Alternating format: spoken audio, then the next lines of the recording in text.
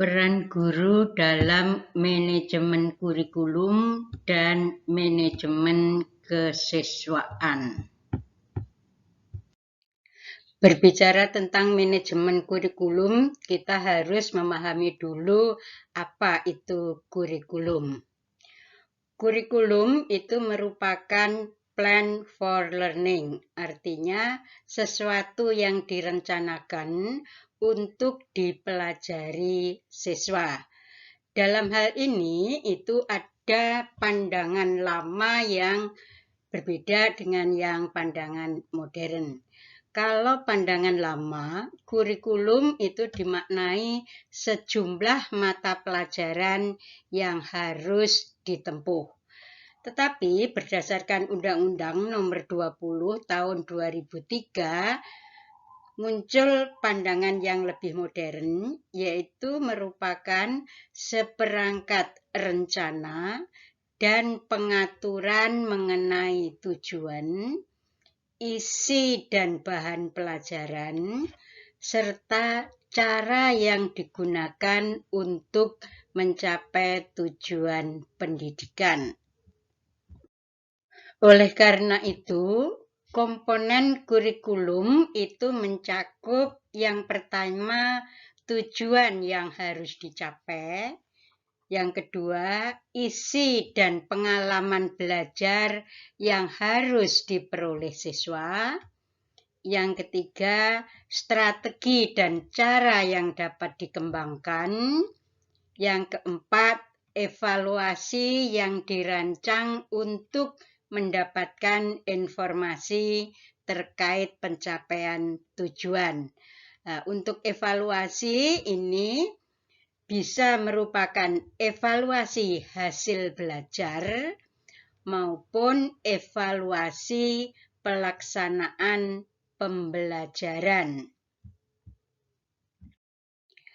Sedang faktor-faktor yang perlu diperhatikan di dalam pengembangan kurikulum, yang pertama adalah tujuan pendidikan nasional, dijabarkan dalam tujuan institusional atau sekolah dan tujuan kurikuler. Nah, ini berperan sebagai landasan ideologisnya. Yang kedua, itu adalah tahap perkembangan peserta didik. Maksudnya adalah apakah peserta didik sudah bisa berpikir secara abstrak atau peserta didik itu baru pada operasional konkret. Nah, ini sebagai landasan psikologisnya. Yang ketiga, itu adalah kesesuaian dengan lingkungan. Maksudnya pengembangan kurikulum untuk masyarakat perkotaan, misalnya metropolitan, atau juga pada masyarakat yang masih pedesaan atau yang mungkin pedalaman, itu perlu disesuaikan. Nah, ini sebagai landasan sosiologis. Yang berikutnya adalah kebutuhan pembangunan nasional. Nah, ini berperan sebagai landasan fungsional. Yang keempat adalah perkembangan ilmu pengetahuan dan teknologi. Ini adalah sebagai landasan budayanya. Dan yang terakhir itu adalah jenis dan jenjang satuan pendidikan. Maksudnya apakah itu untuk sekolah SMA atau SMK atau sekolah umum, apakah itu di tingkat SMP atau juga pada SD. Nah, ini dikatakan sebagai landasan organisatoris. Untuk prosedur manajemen kurikulum, tahapannya yang pertama itu adalah planning atau perencanaan. Nah, di dalam tahap ini itu menentukan tujuan, menetapkan jalan dan sumber yang diperlukan seefisien dan seefektif mungkin. Yang kedua itu adalah organizing atau pengorganisasian. Nah, pada tahap ini itu secara struktural bisa merupakan organisasi perencanaan kurikulum, organisasi pelaksanaan kurikulum, dan organisasi evaluasi kurikulum. Dalam perencanaan kurikulum itu ada dua macam pendekatan yang bisa digunakan. Yang pertama itu adalah administrative approach, di mana kurikulum dirancang pihak atasan, kemudian bawahan itu melaksanakan rancangan tersebut. Yang kedua itu adalah grassroots approach, yaitu kurikulum dirancang dari pihak guru atau sekolah. Untuk yang pertama, administrative approach itu dikenal juga dengan top-down kurikulum. Sedang untuk yang grassroots approach itu dikenal dengan bottom-up kurikulum.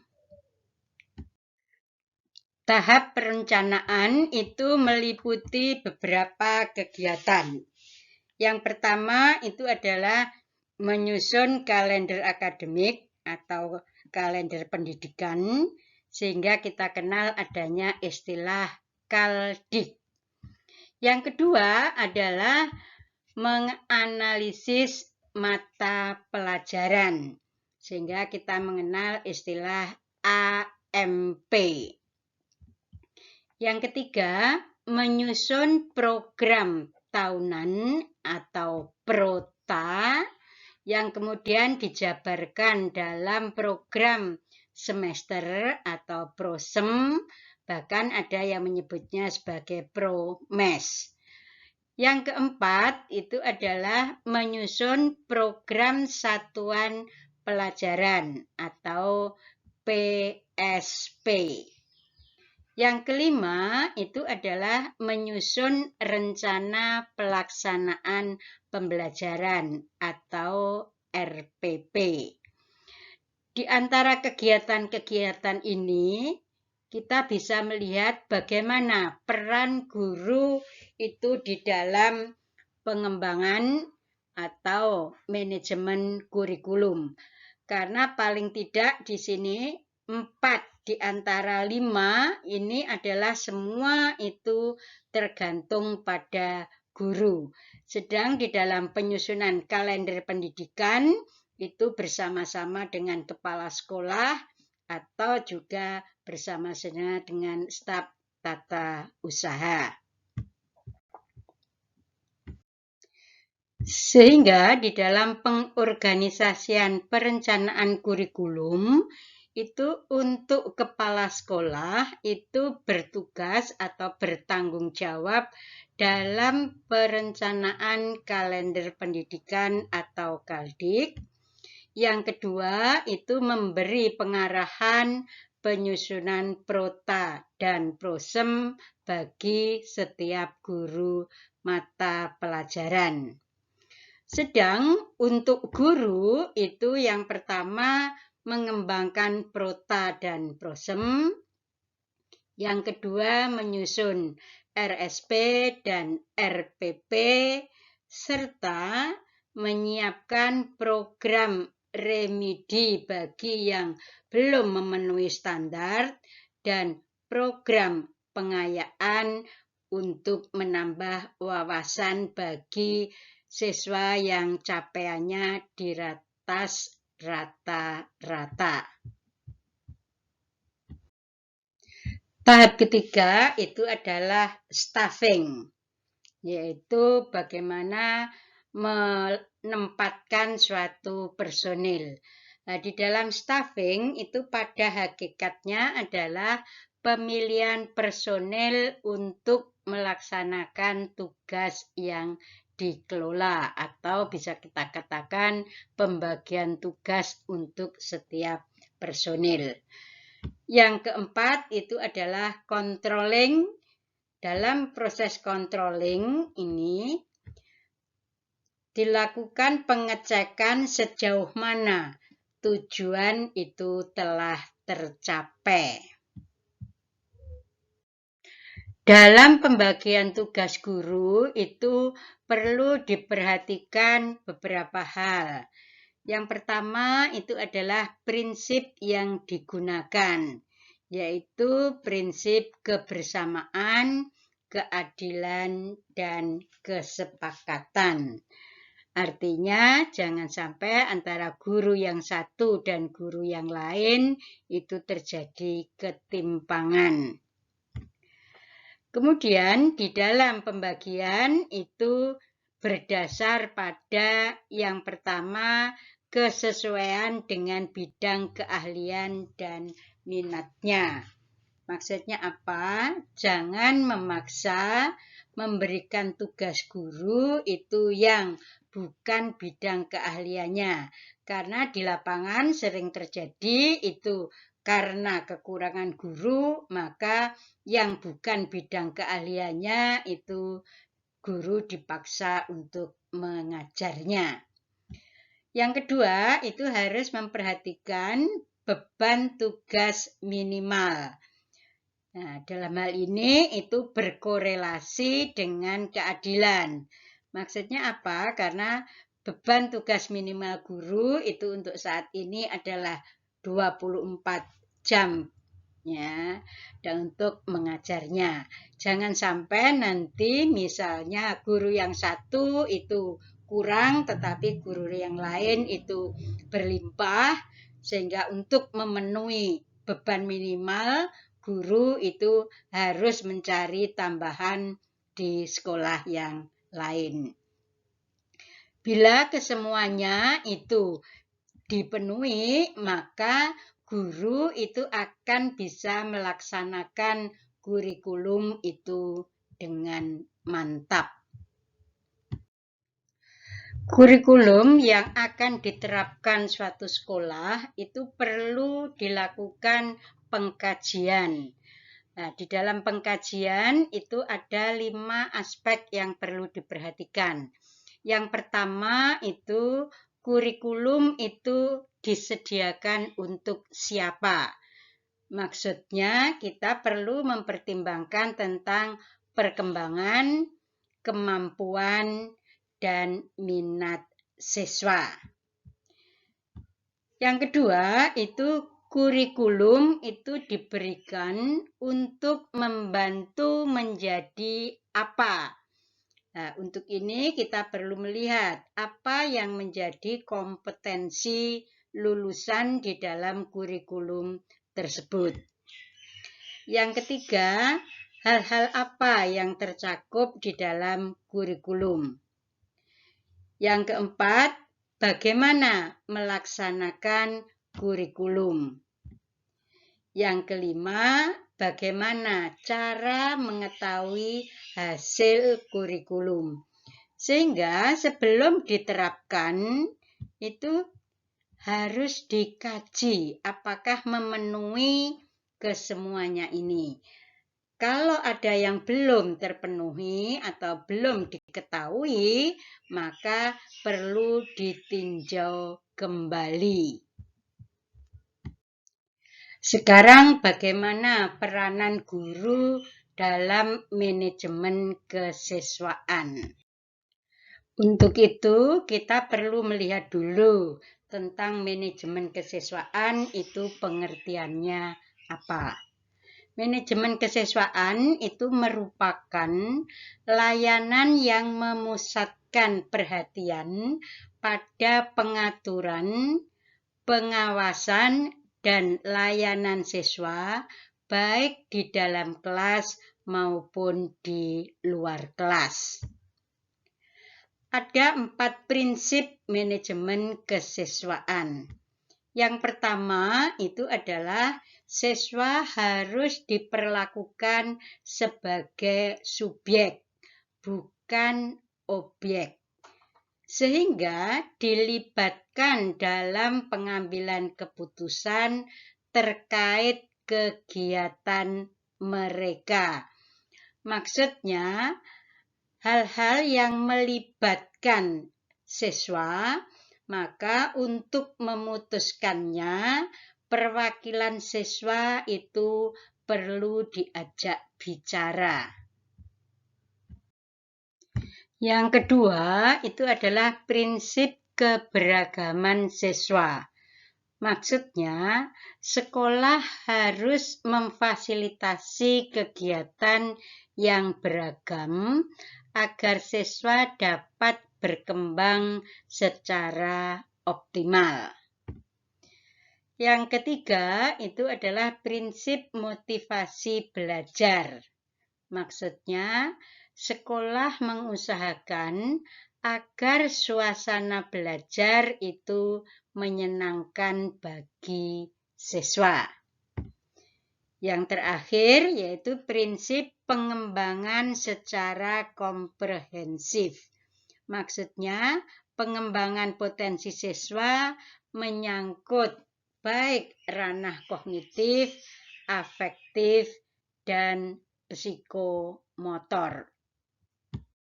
Dengan demikian, maka manajemen kesiswaan itu akan berfungsi yang pertama itu pengembangan individualitas. Adalah terkait dengan pengembangan kecerdasan, minat, dan bakat. Yang kedua itu adalah pengembangan fungsi sosial, yaitu terkait sosialisasi siswa dengan teman sebaya, orang tua, keluarga, dan lingkungan sosial di sekitar sekolah. Yang ketiga itu sebagai penyaluran aspirasi. Ini terkait tentang kesenangan, hobi, dan harapan siswa. Yang keempat itu adalah pemenuhan kebutuhan dan kesejahteraan. Ini terkait pemenuhan fasilitas hajat hidup. Adapun kegiatan manajemen kesiswaan itu meliputi yang pertama itu penerimaan atau input, yaitu penentuan daya tampung, pembentukan personalia yang terlibat, penentuan kriteria atau seleksi, kemudian pengelompokan kelas, dan orientasi sekolah. Yang kedua adalah proses pembelajaran atau kegiatan selama proses, yaitu mengusahakan proses pembelajaran semenarik mungkin, sehingga siswa itu akan termotivasi atau senang untuk belajar di sekolah. Ada 4 model seleksi siswa. Yang pertama adalah model pasif, artinya memperlakukan sama, yaitu tanpa membedakan ras, suku, agama, dan jenis kelamin. Yang kedua itu model berdasar perbedaan, artinya secara aktif itu mengelompokkan calon dan hanya menerima kelompok tertentu saja. Yang ketiga itu model berdasar prioritas. Maksudnya mendahulukan kelompok tertentu dibanding dengan yang lain. Yang keempat itu adalah model penjatahan. Maksudnya menetapkan jatah untuk masing-masing kelompok pendaftar. Untuk peningkatan aktivitas dan kreativitas itu meliputi yang pertama penyediaan lingkungan atau fasilitas yang mendukung. Yang kedua adalah pendampingan dari guru yang memadai terkait yang pertama adalah self-esteem, yaitu dalam pembelajaran guru juga mencurahkan perhatian pada pengembangan kesadaran akan harga diri. Yang kedua, terkait kreativitas. Ya, agar kreativitas siswa berkembang, maka pembelajaran yang digunakan guru itu mengarah pada model misalnya problem solving, brainstorming, inquiry, dan role playing.